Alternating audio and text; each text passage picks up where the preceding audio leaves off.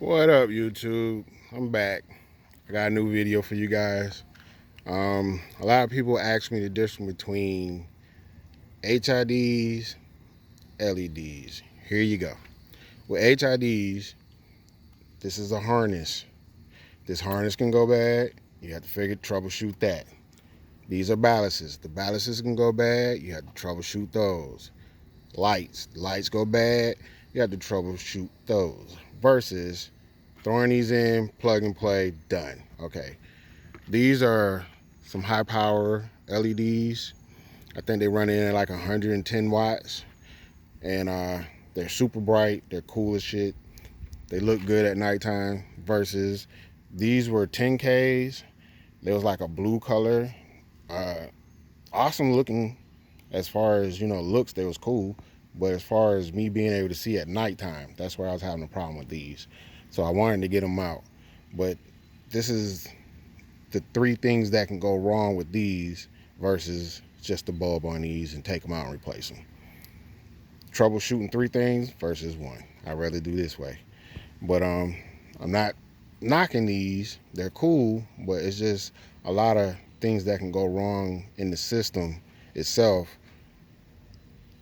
to troubleshoot to try to figure out what's wrong versus just replacing the bulb itself, just like you would in your regular car, which is cool. Now, I'm not gonna go into full detail of all this stuff. I just know this is a harness that I had to buy for anti-flicker. These are balances, lights. All right, well, I'm out of that part. Let's go on to this.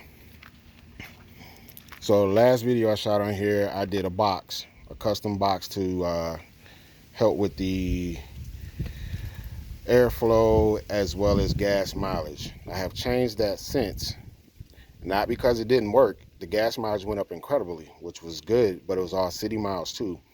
Since that video, I've had a custom downpipe built onto the car. So it's a custom downpipe now on the car. So this works better with the custom downpipe on the car as far as sounds go and stuff like that, which is awesome. I enjoy it. The guy that did it for me, kudos to him. He did a great job. My gas mileage is sitting at 27.3 right now. That's all city, no highway yet.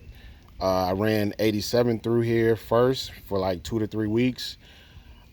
To be honest with you, there's not much of a difference between the 87 and 93 as far as the gas mileage goes, which is real depressing. I think they push you to put 93 in the car all the time, and I got better performance out of 91 than I did 93 when I was out of the state.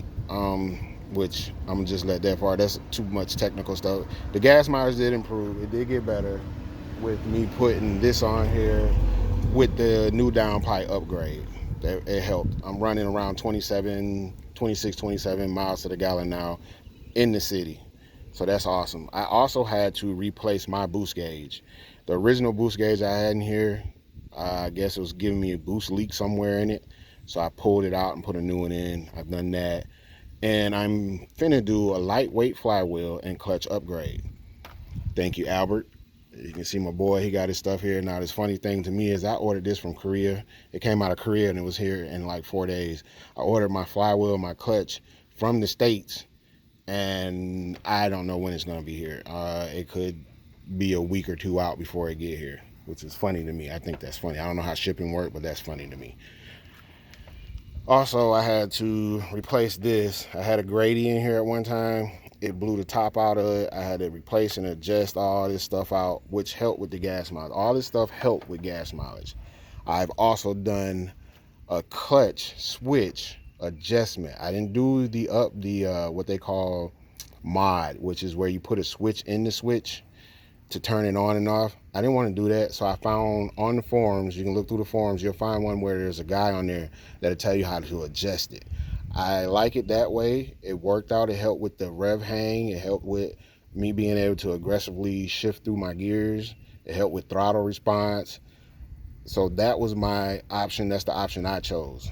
So I'm just giving y'all a few tidbits. So when you do all this stuff, man, just note it's all for shits and giggles. Once again, unless you get a serious tune on your car, you're just doing making noise and it's for shits and giggles. But if you can do this and get it close to what it was when you originally started, you're doing a pretty decent job. But you still would need a tune after that. But me right now, I'm sitting good with where I'm at. I don't have a tune. Well, that's the next thing. So I'm getting my clutch. My clutch and flywheel is on the way. I already got, that's the throwout bearing and the slave cylinder in there. It's already here. So the clutch and flywheel is on the way next. That's the next thing I'm doing to the car.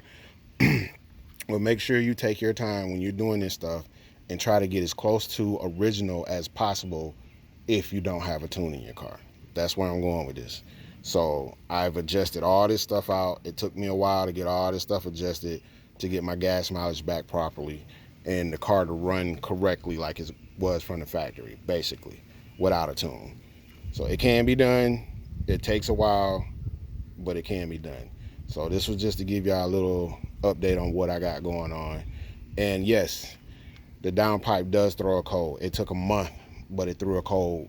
And like I said, I'm gonna get a tune after I have my clutch and flywheel get here. I'm gonna work on my tune next to get rid of that cold. But you guys enjoy. Have a great day.